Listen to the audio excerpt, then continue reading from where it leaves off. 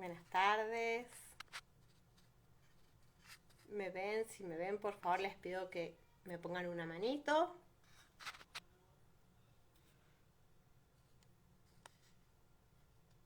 A ver.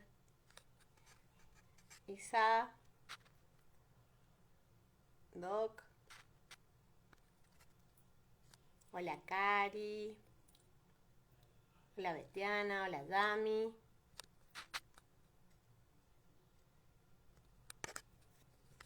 A ver. Buenas tardes.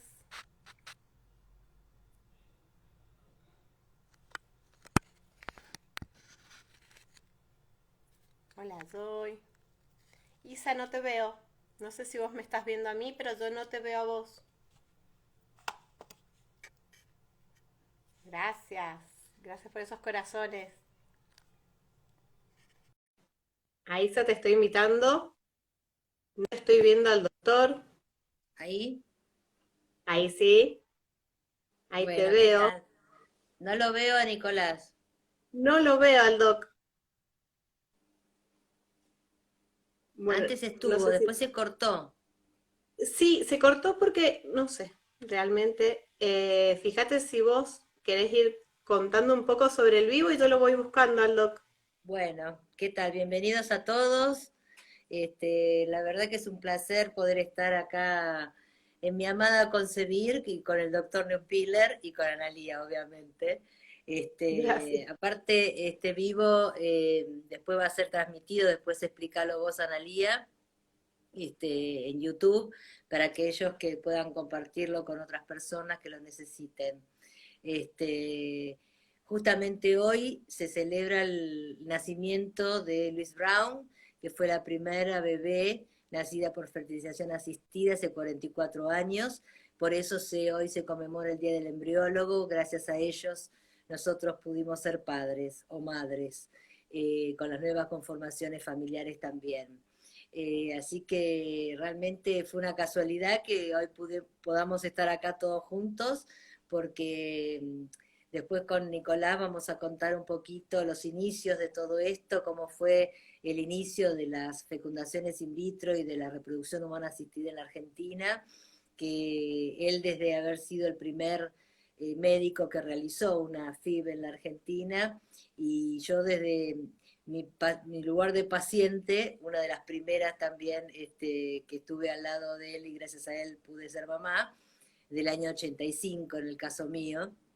Este, Así que bueno, esperemos que se una el doctor, porque ahí se unió. Ahí está.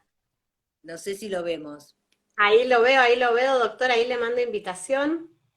Dale. Ahí estamos. Ahora sí. Ahí vamos. ¿Qué tal, Nicolás? ¿Cómo te va? ¿Cómo va? ¿Cómo va, Bien, Buenas Isabel? tardes. bien, bien, muy bien.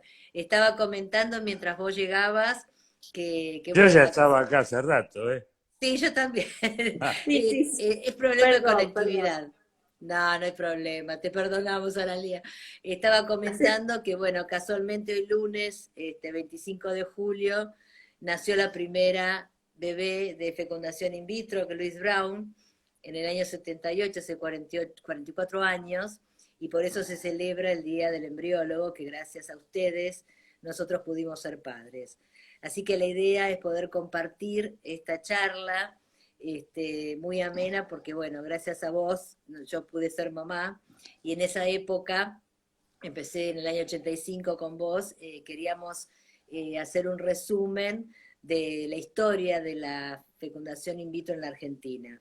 Así que te damos la bienvenida y realmente te agradecemos este ratito de poder compartirlo, porque hay muchas personas o parejas y parejas que necesitan, obviamente, cada vez más la fecundación in vitro, las técnicas, y queríamos hacer un pasaje histórico de tu historia, de cómo empezaste, cómo empezó la fecundación en la Argentina, que vos fuiste el pionero y el primero en realizarla. Todo tuyo. bueno, este, Es eh, largo, pero resumiéndolo. empecé en el Hospital de Clínicas. Eh, yo era el secretario del doctor Roberto Nicholson. en un curso que dábamos para médicos del interior, de posgrado. Y entonces siempre teníamos que esperar hasta que llegaban todos y teníamos ahí una oficina donde nos sentábamos, charlábamos un rato. Y bueno, y él me contó que había venido de Dublín, de un congreso, y que escuchó por primera vez lo de la técnica de fertilización in vitro. Me contó un poco, entonces yo le dije, yo quiero hacer eso. Me dijo, bueno, dijo, vamos a hacerlo.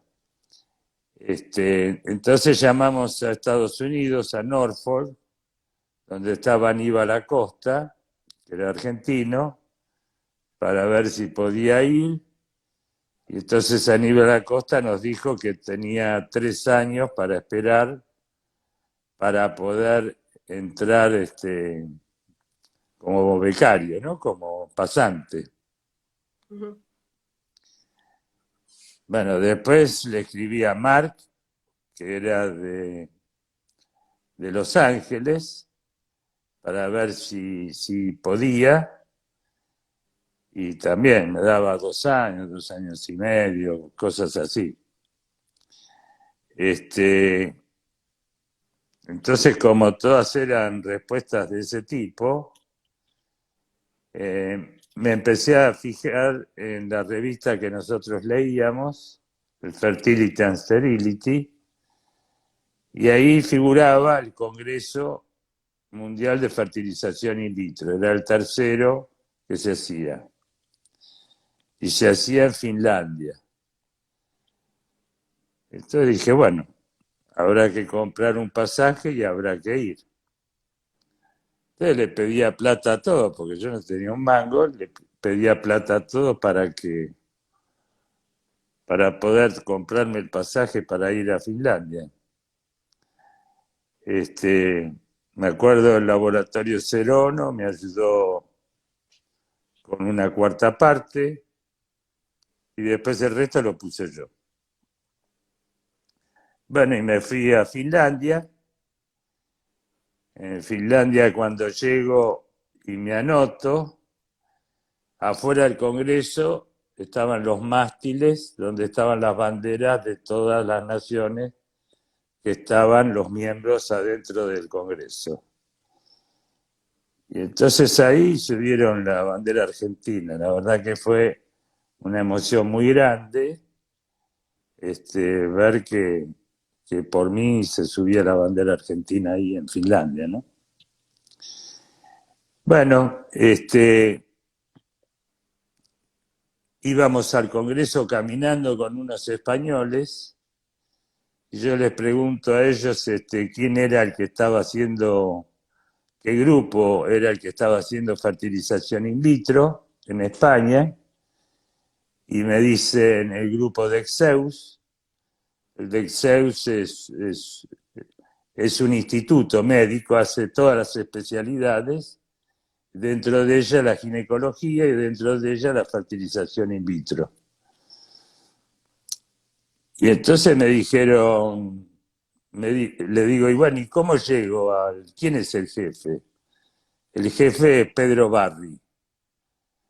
Y le digo, bueno, ¿y cómo hago para llegar? Y dice, para llegar tenés que hablar primero con la bióloga.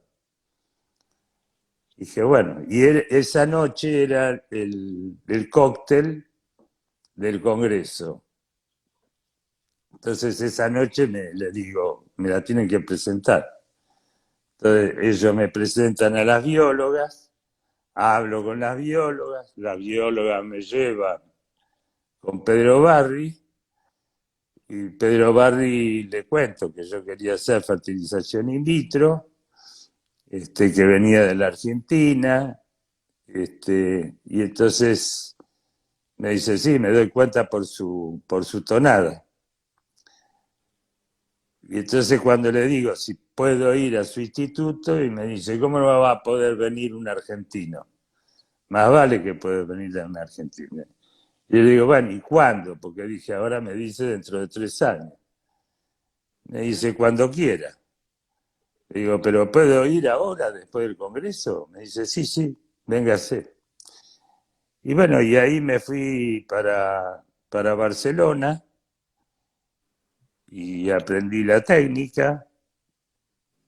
Y cuando aprendí la técnica, volví y justo Nicholson estaba abriendo el instituto, el CEGIR, Ujú. y me nombra a mí director del área de fertilidad, de fecundación in vitro, y jefe del laboratorio de fecundación in vitro. Entonces yo me pongo a armar el laboratorio, armo el laboratorio, consigo la misma estufa. Yo siempre iba al instituto por un camino. Y no sé por qué ese día, un día doblé por otra calle, por Paso, para ir al hospital. Y cuando doblo, hago así, miro, y estaba ahí la estufa, la misma estufa, con los mismos colores, con todo, en en, en la puerta de un negocio que vendía cosas de laboratorio. No lo podía creer. Entonces estacioné el coche, bajo y le digo, quiero esta estufa. Me dice, no, esta estufa está vendida para la CONEA, para la Comisión Nacional de Energía Atómica. Le digo, no, no, pero la quiero yo. Entonces el señor, le digo, ¿y a cuánto se la vendieron? Me dice, $8.000. Le digo, bueno, yo le doy 10.000 ya y me la llevo. No, bueno, me dice el vendedor, me dice, pero hable con el jefe, porque esta ya está vendida. Entonces voy arriba a una salita donde estaba el jefe, y entonces me dijo que estaba vendida para el primer biólogo que tuvo Pascualini en Alitus. Le digo, pero ese trabaja con ratas, dejate de jorobar, yo lo necesito para humanos, nene. Le digo, vos agarrás, yo te traigo a vos los $10.000 y hoy mismo nos la llevamos. Y así fue, me la dio a mí y me la llevé al diagnóstico, donde pusimos el primer laboratorio. Y ahí empezamos con Brugo, con Santiago Brugo Olmedo. El problema que teníamos ahí eran dos. El primero, que estábamos muy lejos del quirófano, pues teníamos que subir 2 pisos en ascensor. Y el segundo era que los medios de cultivo que se usaban en Barcelona eran unas ampollas que ya estaban totalmente preparadas. Eran francesas y no sé por qué el Almata acá no las dejó entrar. Entonces teníamos que preparar medio de cultivo a partir de un polvo, que era el Jame F10, con agua ultra pura. Entonces a Santiago se le ocurrió, me dijo, ¿qué te parece si lo consultamos a Coco? Que él hace medios de cultivo para hacer toda la parte genética y hace los cultivos de tejido. Entonces lo fuimos a ver a Roberto Coco. Primero no le gustó mucho, dijo, déjeme tranquilo a mí que estoy en mi laboratorio, que es fertilización in vitro. Bueno, fue hablarle, hasta que, bueno, después se vino con nosotros. Y ahí los tres nos fuimos a Norfolk. Y volvimos de Norfolk, fuimos a Norfolk, pero 15 días, 20 días. Pusimos algunos puntitos en orden, volvimos y de los primeros 10 casos se nos quedaron embarazadas 4 pacientes. Bien. Con lo cual ¿En qué año fue, Nicolás? en el 84. Creo que en el 84 o en el 85. Porque el Con lo 85 cual, fueron los primeros mellizos que nacieron, ¿no? por eso, fue en el 84. Y entonces nos sentíamos genios, porque el porcentaje de embarazo en todo el mundo era del 12%. Nosotros estábamos en el 40%. No lo podíamos creer. Y bueno, y así empezó todo. Buenísimo. Doctor, Bueno, yo empecé con vos en el 85. En el 85. Claro, pero vos empezaste ya, pues yo me separo del CEGIL por problemas de la vida y fundo Fecunditas y entonces se viene conmigo Roberto Coco, Manara, que era el ecografista, y un médico más, Gismondi, pero se querían venir varios, no lo voy a nombrar porque no quiero hacerlos quedar mal, pero varios se querían venir conmigo. Y yo le dije, no lo van a dejar a Roberto solo. Y dije, no, eso no. Estaré enojado, pero no es para tanto. No como para dejarlo solo. claro. Y entonces, después a él lo fueron del CEGIL.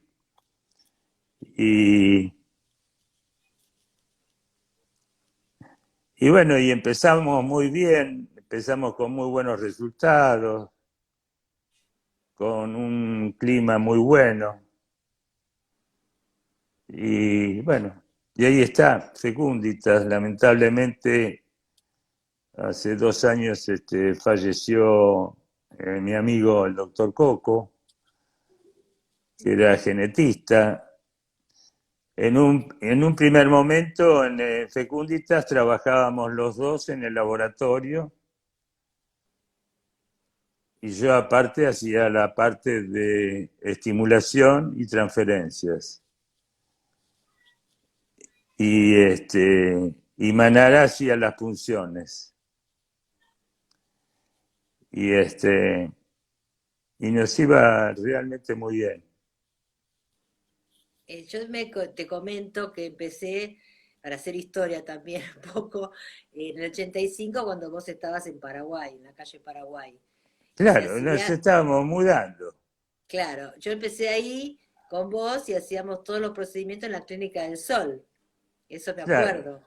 Con internación, por eso la diferencia, y queríamos hacer una diferenciación de lo que fue antes y cómo fue evolucionando, ¿no? Las técnicas. No, lo tuyo fue una aventura. Sí, fue una aventura, exactamente, porque yo me acuerdo que empecé ahí y recién quedé embarazada cuando se fundó Fecunditas en el 89, pero lo que me daba, no risa, por supuesto, porque era muy angustiante el no quedar embarazada, pero me acuerdo en esos primeros tiempos, como vos bien dijiste, que era un equipo que tenía mucha contención con el paciente, éramos menos pacientes, pero yo cuando hice la tercera in vitro, que fue cuando nació mi hija, me invitaron a verla en el microscopio, a ver los 2 embriones en el microscopio, que eso es impagable. Yo le doy cuento a mi hija Constanza, que yo la vi en el microscopio, las 2 mórulas, ¿no? Y era un acompañamiento muy importante porque pudo entrar mi marido en la transferencia, eran otras épocas, por supuesto, ¿no? Y siempre yo me río, entre comillas, vuelvo a repetir, porque en esa época era con internación, la transferencia, Sí, sí. la transferencia era boca abajo, y después no, se cambió todo, era boca arriba, y eso, No, era boca abajo las que posición tenían el perro era la útero hacia palabra, adelante. posición Ah, perro. Y Era muy, boca fue arriba las que tenían el útero hacia atrás. claro, por eso me gustaría que comentes todos esos cambios que hubo desde esa época, obviamente, con respecto, porque hoy sigo leyendo a la gente que comenta, ¿hay que hacer reposo o no hay que hacer reposo? Por ejemplo, en esa época te atornillaban a la cama, no me olvido más. Sí, no me movía porque se me iban a escapar los embriones. El miedo de toda mujer que estaba recién transferida. Y yo veo que con hasta el hoy. tiempo eso fue variando, pero hoy día leo comentarios de chicas que dicen, no sé si hacer reposo, no sé, a ver, comentaba un poquito cómo fue esa transición, de esa evolución, por supuesto, ¿no? Bueno, yo creo que es más una cuestión de que nosotros somos latinos. Entonces, como somos latinos, le tenemos que dar más importancia a la cosa. Entonces, por eso nosotros, ¿cómo la íbamos a mandar a la casa que vaya a barrer el piso? Sí. Nosotros teníamos que cuidarla, la teníamos que llevar a la cama tranquila, 2, 3 días, etcétera, etcétera. Mientras que, me acuerdo en Norfolk, venían los japoneses, los chinos, los de todo el mundo, le hacían la transferencia y le decían, bueno, chao, hasta luego. Y las dejaban que se fueran de vuelta a la China. Nos cuidaban mucho, y nos cuidan mucho. O sea, ha cambiado mucho por la Mirá, cantidad de gente que cada vez hay más procedimientos por una cuestión de edad, por una cuestión de diagnósticos que antes no había. Con respecto, quería preguntarte con respecto a la endometriosis, ¿no? Por ejemplo, puntualmente una enfermedad que es la que me pasó a mí. Hoy día, ¿se sigue operando como me operaban a mí, como para poder tener un embarazo natural? ¿O ya es distinto el tema del diagnóstico de endometriosis? No, por lo general, hoy ya, es decir, antes una paciente estéril que no tenía nada iba a una laparoscopia. Y en la laparoscopia muchas veces encontrábamos focos de endometriosis. Entonces lo quemábamos y con eso la paciente quedaba embarazada. Pero hoy en día la paciente que no tiene una esterilidad sin causa aparente va directo a 3 ciclos de estimulación de la ovulación, inseminación, y si no queda embarazada ahí, alta complejidad. O Ya sea, no si es hace como antes. claro, A 3 o menos que 4, tenga un quiste grande, entonces sí, ahí se opera, se saca el quiste y después se hace la fertilización in vitro. y si es en trompas de endometriosis, hoy Depende como... depende si la está tapando o no está tapando la trompa. Si tapa la trompa y se produce un hidrosalping, es decir, la dilatación de la trompa con líquido adentro, que ese líquido después puede pasar adentro de la cavidad del útero y es tóxico para el embrión, entonces la operamos y ligamos las trompas. No se opera como se operaba antes, tantas No, veces. para nada. No, Perfecto. para nada. Esos fueron Para nada. los cambios que se estaban del haciendo. Sí. No sé si hay doctor, alguna pregunta, Analía. yo tengo una consulta. ¿Con cuántos embriones empezaron transfiriendo? Porque hoy solamente uno, creo que en la mayoría. Bien. 5. Ujú. Lo que pasa es que no había congelación antes, Claro. ¿es No, cierto? lo que pasa es que, no, tampoco eran 5. Lo que pasa es que, eh, primero que no había congelación. Claro. Ujú. Segundo que no llegábamos a tener 5 todas las veces, por las estimulaciones. Teníamos 2, 3. Eso era lo habitual. Bien. Y después que no avanzábamos, no podíamos seguir avanzando, no podíamos llegar a blastocisto. Es decir, a un embrión de 180 células como llegamos ahora. Nosotros llegábamos a tener 8 células como mucho. Ya ahí podíamos seleccionar un poco. Bien. Pero al principio llegábamos a 2 células.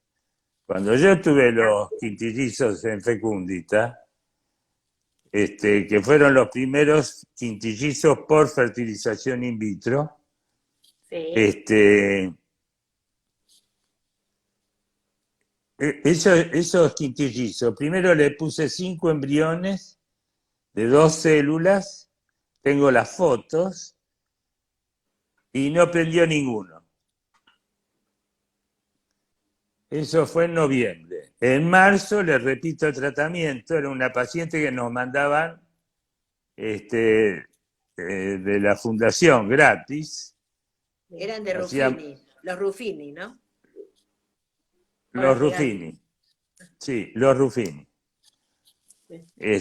Antes se podía hacer eso, lamentablemente ahora es imposible, pero nosotros antes en Fecunditas hacíamos más o menos unos 100 casos gratis al año. Y esta chica Ruffini era una de ellas. Entonces le repetimos en marzo otra vez, le puse 5 embriones iguales, pero iguales, porque vos mirás la foto y son iguales. Sí. Y esta vez me dio 100% de implantación. La otra vez 0% de implantación y esta vez 100% de implantación. Así que bueno, la seguimos hasta la semana 32. Y la paramos porque pobrecita ya no daba más, porque si no seguíamos, Podríamos haber seguido porque no tuvo contracciones, no tuvo ruptura de bolsa, no tuvo una disminución en el crecimiento de ninguno de los fetos, estaba todo perfecto. Pero me decía Nicolás, ya no doy más. Y ahí dije, bueno, vamos a sacar. Y la sacamos. Ay, Fue emblemático ese caso.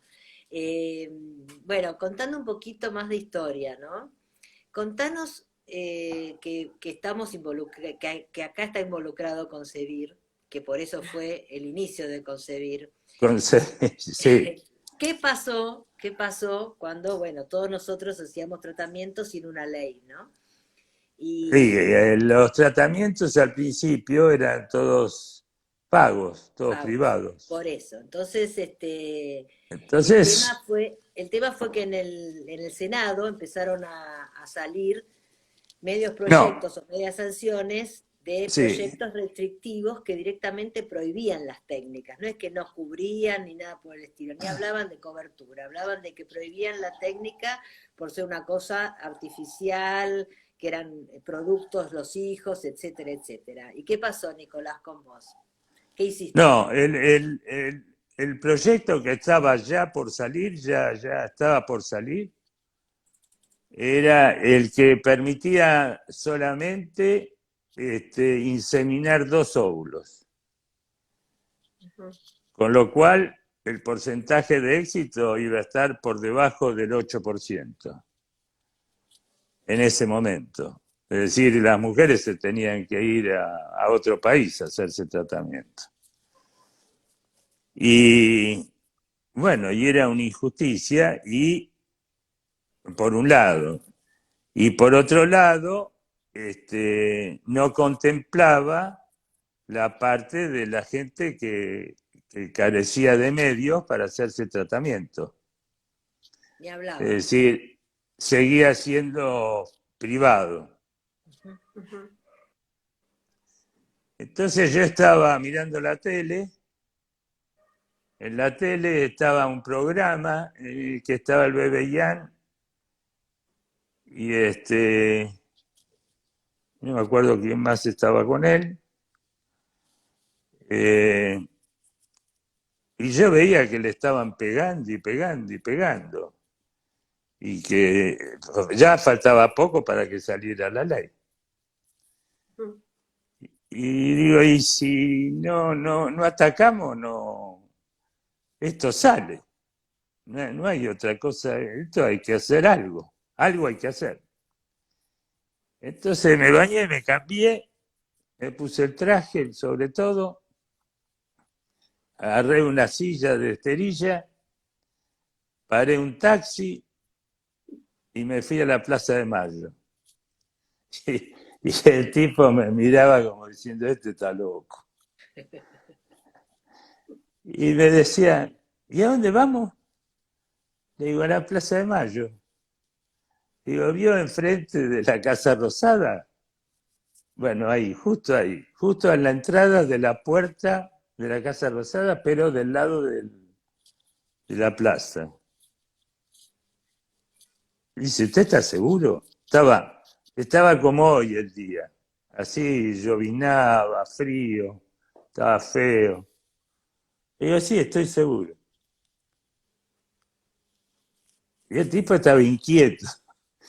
Entonces le tuve que explicar todo.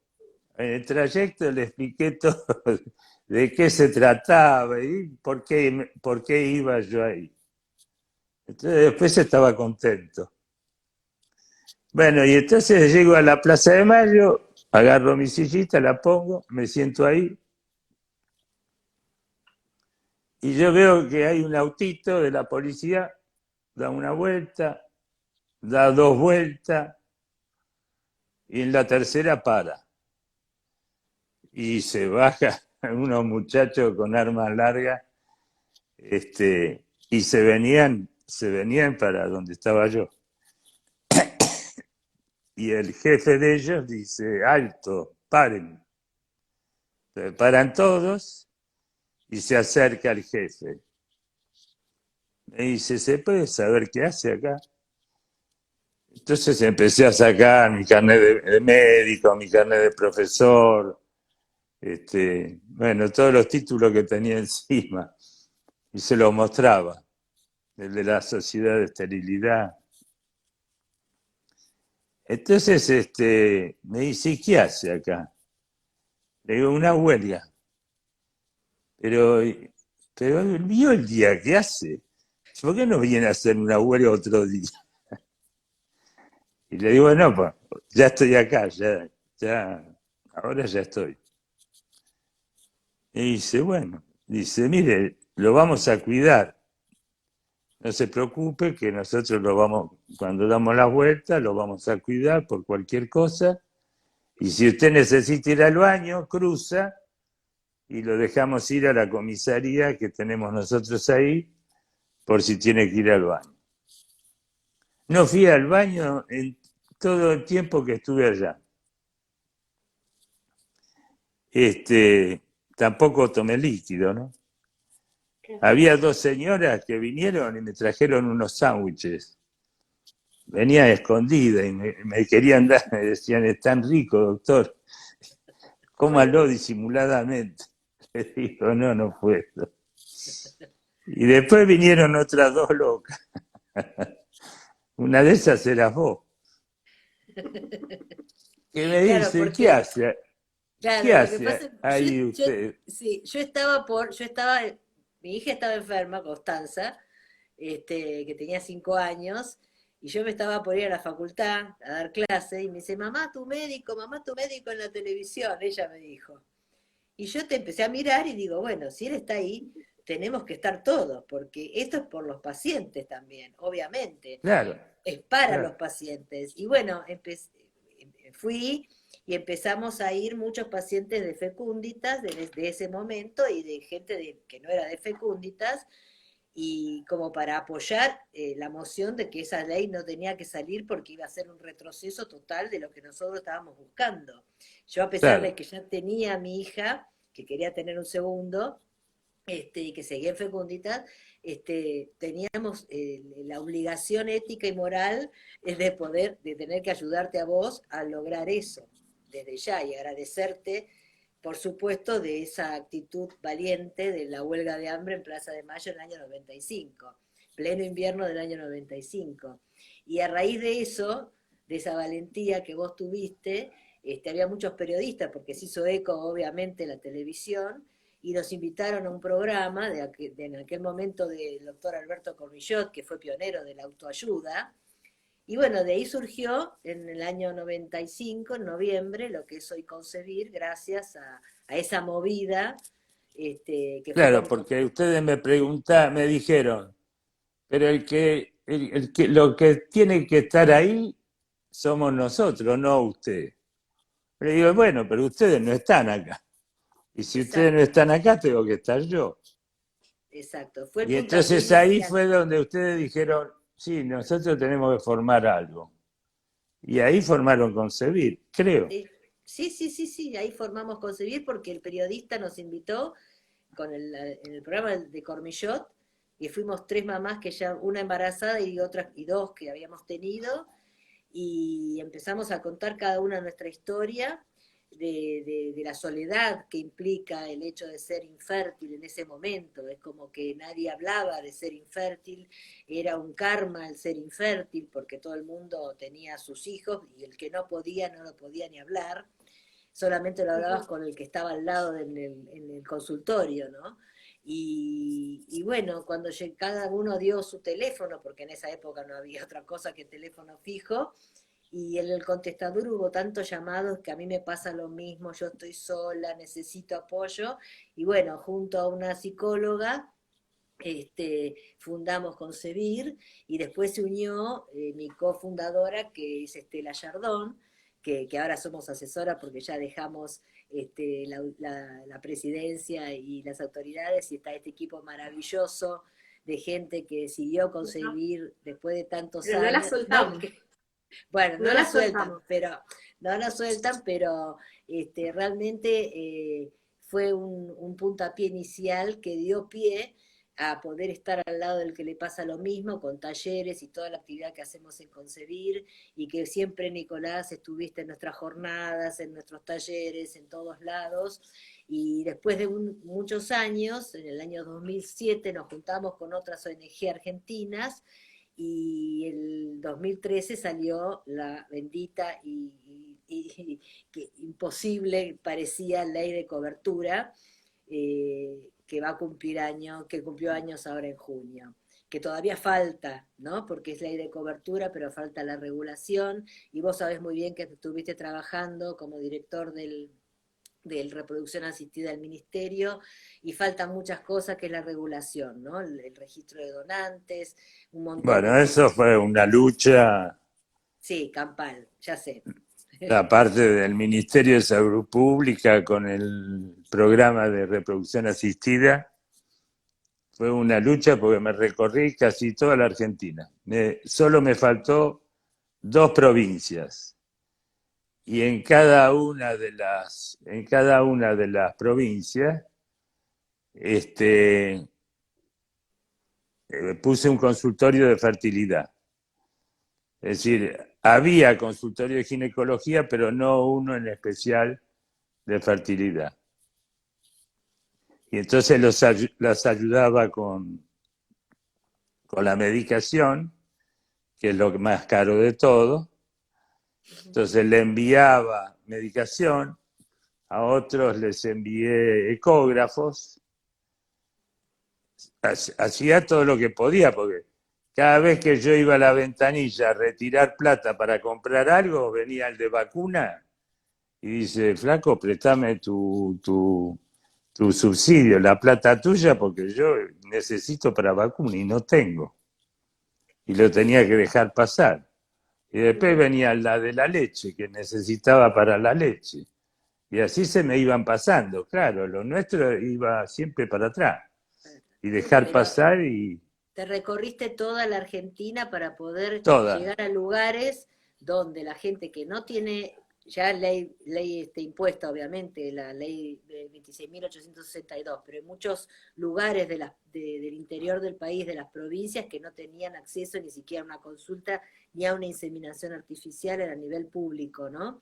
Y No, eso lo y también lograste, fertilización asistida. y también fertilización Fertilización artificial. asistida de alta complejidad, porque teníamos Tucumán, Córdoba, Bahía Blanca y y el hospital de clínicas. Y lo que nunca conseguí fue la parte de ovodonación, y eso no lo conseguí porque en realidad yo lo conseguí porque firmamos el contrato con Provenzano, Sí. y yo firmo el contrato con Provenzano el día anterior que se murió. Estuvimos toda la tarde trabajando en eso. Sí. Y al día siguiente me levanto y escucho que había muerto. Para poder hacerlo en el hospital de clínicas. Para hacer la parte de ovodonación en el hospital de clínicas. Para aquellas personas o parejas que no hubieran tenido ni obra social ni prepaga que le cubría la ley. Exacto, Entonces que en ya no otros había, lados, en otros lados del país no se podía, entonces se podía mandar desde otra parte del país a la capital a hacer el tratamiento. Y después estaba Silvio Tati, que fue el que lo reemplazó, y que él me dijo primero que sí, y entonces yo hice un montón de movimientos para que se pusiera en marcha la parte de ovodonación en el hospital de clínicas, y después me dijo que no. Me dijo que no lo piensa hacer, que no, que no, que no, que no. Entonces le hice llamar por el ministro. En ese momento ya era ministro de vuelta. Y y entonces empezaba a hablar que, que, que lo de Provenzano, que había aceptado y que estaba de acuerdo en hacer ovodonación, que era mentira. Y ahí casi menos agarramos a trompadas me en el imagino, ministerio, pero le dije, mentiroso sos vos. me imagino, Y, me y imagino. ahora lo acaban de echar.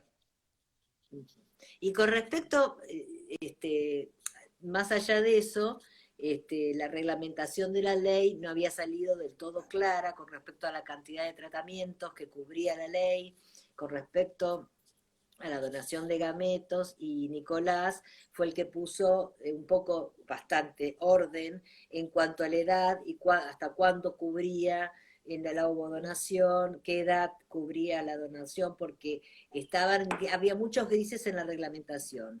Y Ah, y la medicación. y la medicación, Yo conseguí que le pagaran el 100%. Las que era lo obras que sociales decía, querían pagarle el claro, la 40%. ley decía cobertura total, o sea, el 100%, pero después cuando íbamos a la farmacia, cubría lo que cubría cualquier otro remedio, el 40 o el 50. Así que la acción tuya realmente como director de reproducción humana asistida del ministerio fue excelente porque aclaró muchos grises, que bueno, que lamentablemente quedó ahí el tema del registro de los donantes, que se trabajó También la muchísimo. hice. Claro, se Mm. trabajó Y muchísimo y es muy la verdad no importante sé para en qué ver, estar ahora. no sé, la trazabilidad de los chicos nacidos para cada donante, que es lo que implica la ley especial que remite el Código Civil nuevo, que habla de filiación, voluntad procreacional, registro de donantes. Esa ley que fue presentada 3 veces por el equipo que teníamos en su momento de la comisión, una comisión de reproducción humana asistida con abogados, psicólogos y algunos centros y la Sociedad Argentina de Medicina Reproductiva, lamentablemente quedó en el tintero, como también el proyecto para regulación de la gestación por sustitución, que desde el lado de los pacientes se necesita esa regulación. Con respecto a la ovodonación, en la época mía, para hacer un poco de historia, se empezó con la ovodonación con óvulos de pacientes que estaban en tratamiento. Y después Claro. quiero que me cuentes un poquito los resultados, porque después se llamaban donantes puras aquellas mujeres que donaban los óvulos, pero que no eran pacientes. Contame un poquitito de esa parte de la evolución. Al principio, imagínate vos de que algunas de las pacientes de pronto nos daban 15 óvulos. Y nosotros, después de los quintillizos, ya no nos animamos más a poner 4 o 5 óvulos, embriones. Entonces, tampoco podíamos frizar. Entonces lo único que podíamos hacer era fertilizar. Fertilizábamos 3, 4 óvulos, de los cuales se iban a formar unos buenos embriones, 2 a lo sumo 3. Y entonces esos se transferían. Pero los otros óvulos los teníamos que tirar, porque ¿qué hacíamos con los otros óvulos? O hacíamos investigación. Entonces empezamos a donar esos óvulos. Y nos fue bien. El único problema que tenía uno era cuando a la que le regalábamos los óvulos quedaba embarazada, y la pobre que se la había donado no quedaba embarazada. Entonces te generaba un conflicto bastante importante. Vos me los contaste, esos conflictos, me acuerdo Sí, perfectamente en el consultorio. Sí. sí, Yo es, pero bueno, era lo que teníamos. era lo que había. Y entonces por eso después cambiamos y empezamos con los donantes puros. Y entonces le pedíamos a la gente que viniera, que donara sus óvulos, y se fue haciendo una cadena, sobre todo en la Facultad de Medicina, y venían y donaban. Y se sigue donando. Los programas de ovodonación en todos los centros funcionan muy bien. Y actualmente cada vez se hace más ovodonación por el tema de la postergación de la maternidad. Y claro, yo te diría que hoy en día el 50% de los tratamientos son por ovodonación. Por eso la importancia de la educación Si desde no veo temprano. más, las pibas de 25 a 30 años no existen. No quieren tener hijos todavía. Cuando viene una, digo, uy, ¿qué O me sea, pasó? el tema de la postergación de la maternidad que cambió todo, porque antes en la época mía, si a los 24 no tenías un hijo, ya eras vieja, y esa era Por angustia eso, que particularmente yo tenía, que lo tuve a los 30, ¿no? Mi primer hijo. por Este, eso, en los libros de obstetricia, tener un hijo a los 30 era era primeriza añosa. añosa, claro, claro. Claro, Y por eso la importancia de las campañas del cuidado de la fertilidad con respecto a no dirigir la vida de la gente, porque hoy cambió todo, las chicas jóvenes quieren trabajar, estudiar, viajar mucho antes de concretar una familia, pero sí es importante la información que se da a través de los medios y los médicos y las ONG de pacientes, no solamente acá, sino en la red Trascender que nosotros fundamos en el 2012 con Chile y con México, porque pasa exactamente lo mismo, en Europa también. Pero lo importante es saber que hoy se puede vitrificar óvulos, que también hay que hacer una gran campaña de educación y de información para que esas mujeres que quieran postergar la maternidad por sus claro. propias decisiones sepan que existe la posibilidad y que tampoco la vitrificación te asegura un hijo en casa, sino que hay que hacer una fertilización asistida, o sea, hacer un curso sobre vitrificación de óvulos, ¿no? ¿En qué Bueno, consiste? y también tener bien claro que no es que vos estás depositando dólares, estás Exacto, depositando pesos. Después no sé qué es lo que vas a sacar. sí, exacto. O sea, no ¿Ok? crear una expectativa, pero sabiendo, porque muchas alumnas y ayudantes de la cátedra las recomendé, pero sabiendo que después tienen que hacer un in vitro y tampoco vitrificar los 35, vitrificar antes, ¿no? Ese es el mensaje, ¿no? Que hacemos en las campañas, por Ah, supuesto. sí, sí, y que nada es seguro. Y que nada es el hijo en casa, eso Por eso, lo desde ya. mejor que hay es que tengan relaciones, se casen y, bueno, si se casan o no se casan es otro Pero eso problema, ya es pero distinto. que tengan el hijo antes de los 37. Exacto. También quería comentar que en esa época histórica, y no solamente no cubrían los tratamientos, sino que si vos decías que tu hijo había sido in vitro, no te cubría el plan del PMO obligatorio, el plan materno infantil. Para eso nosotros hicimos una medida cautelar, que era una locura porque eran productos nuestros hijos, no eran hijos, eran cosas, ¿no? Entonces el PMO del plan materno infantil no te cubría la leche o nada. Hicimos una medida cautelar, desde concebir en el 2004 salió a favor y a partir de ahí no tenían ninguna excusa por la cual no cubrir el PMO hasta el año de vida del chico nacido, sea in vitro o sea natural. Entonces fueron muchos hitos que fuimos saldando, tanto los médicos como los pacientes, desde esa época a la fecha, ¿no? De esos 44 años que pasaron del nacimiento de Luis Brown. Así que no sé si hay alguna pregunta más, Analía. No, La gente. Hay una chica que No, le lo tengo. único que te quedó es que ahora también estamos haciendo útero subrogado. Claro, y no hay regulación. No hay regulación. No hay regulación. Hemos presentado 3 veces en diputados y hemos expuesto el tema de la importancia de la gestación por sustitución, de su regulación y del cambio del artículo del Código Civil donde madre es la que lo parió, porque al existir en el nuevo Código Civil la voluntad procreacional, ese artículo choca con el tema de voluntad procreacional, o sea que hay que hacer Claro. varios cambios para poder regular bien lo que es gestación por sustitución. Y la última pregunta que acá tengo anotada, ustedes fueron pioneros en el PGD con Roberto Coco, ¿sí? Sí.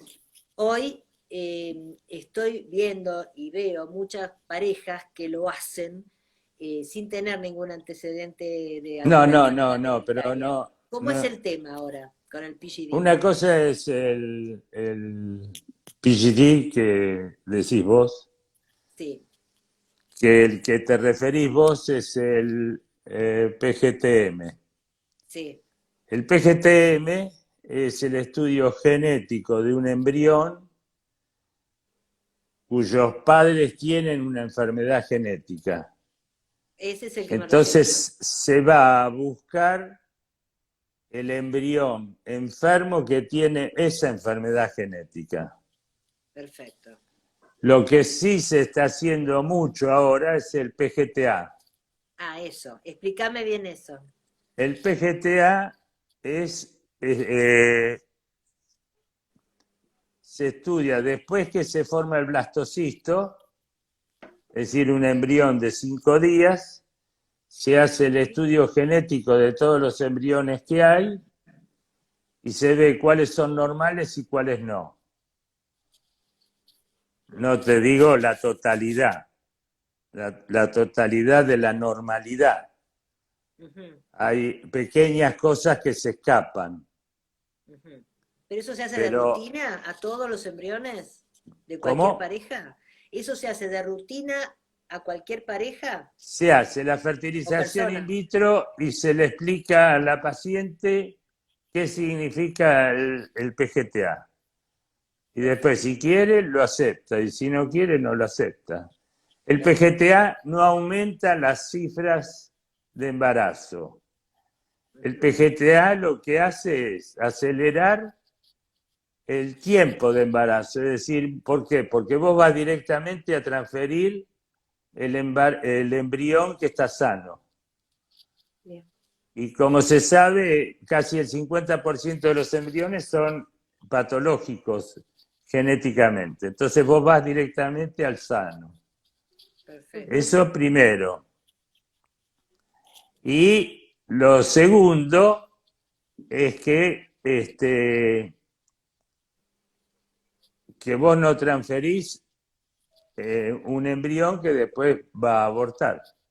Perfecto. Claro. Eso lamentablemente no está Pará, cubierto por la ley. Es una pregunta que un me apareció. embrión que va a abortar de causa genética. Otra causa, esa no la podés evitar. Sí, si hay trombofilia, por ejemplo, no se Por puede. ejemplo, no tiene nada que ver con la genética. Exactamente. Perfecto, perfecto. Bueno, ¿Algún otro? leímos todo el libro de fertilidad. Sí, más o menos.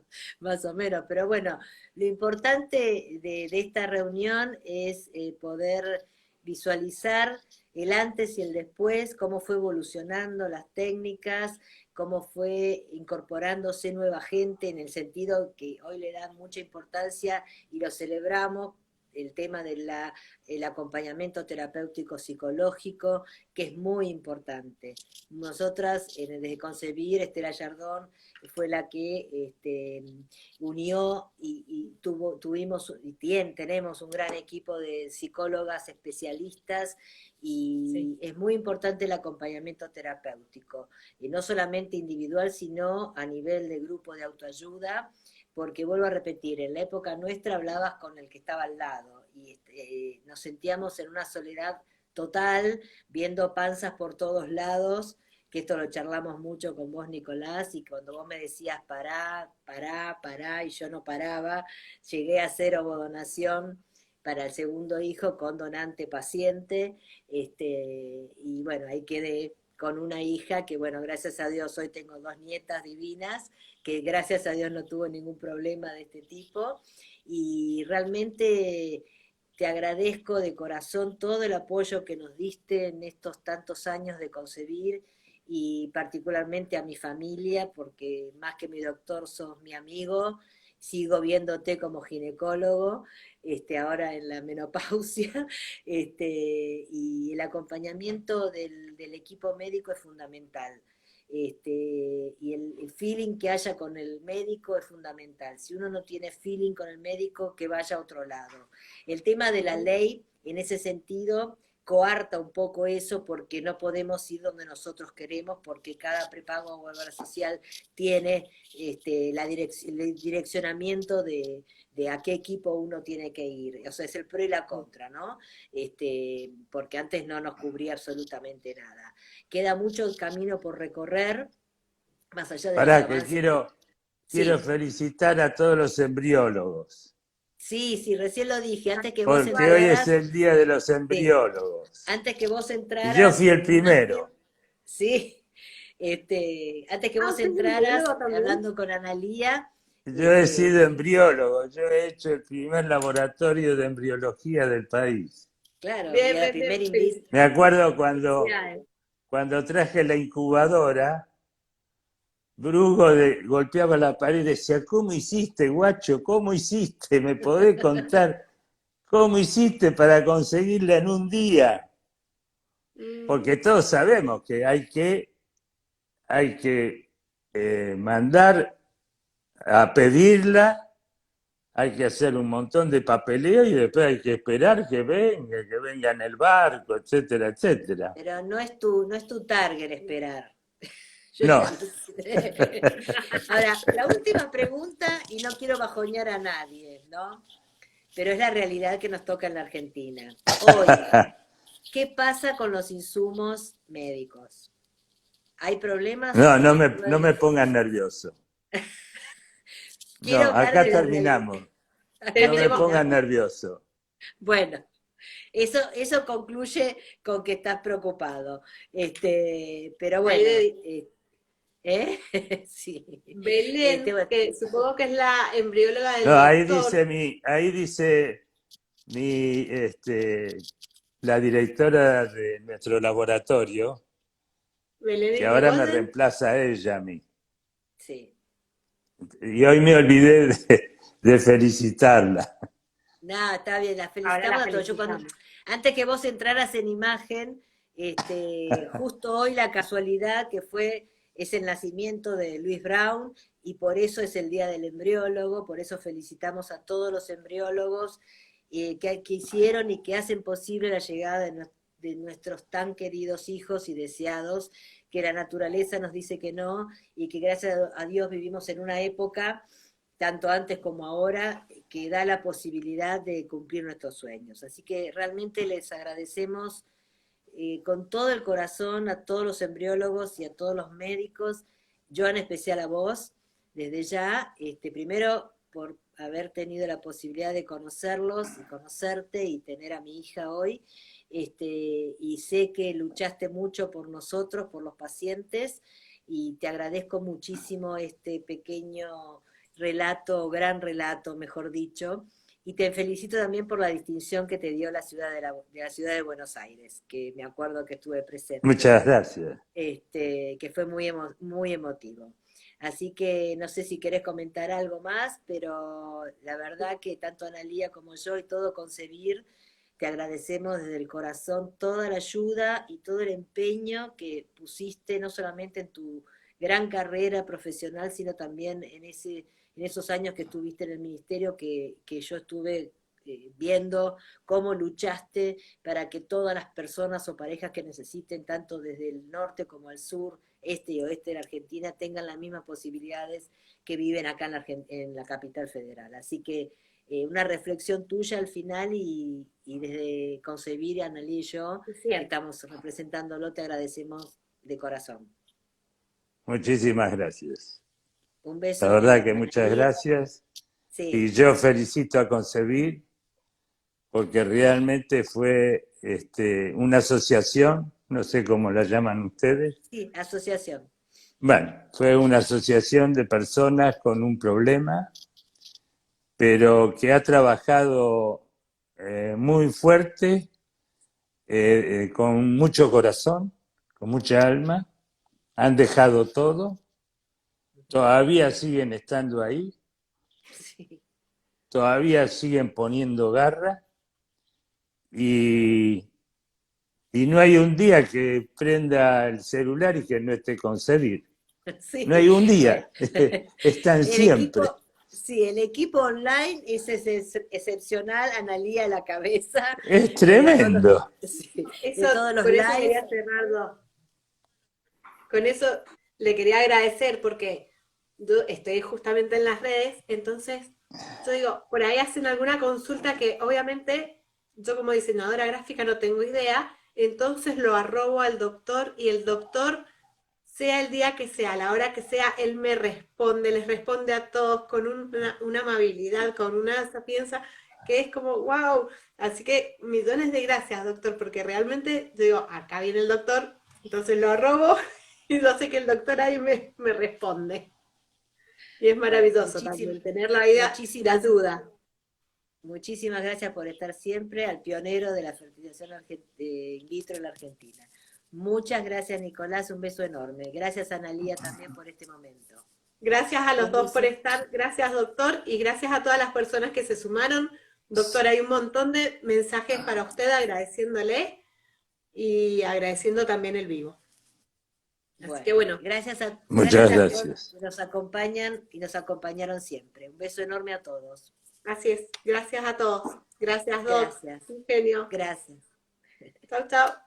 Chao, gracias. Chao. Chao, Adiós. Nicolás.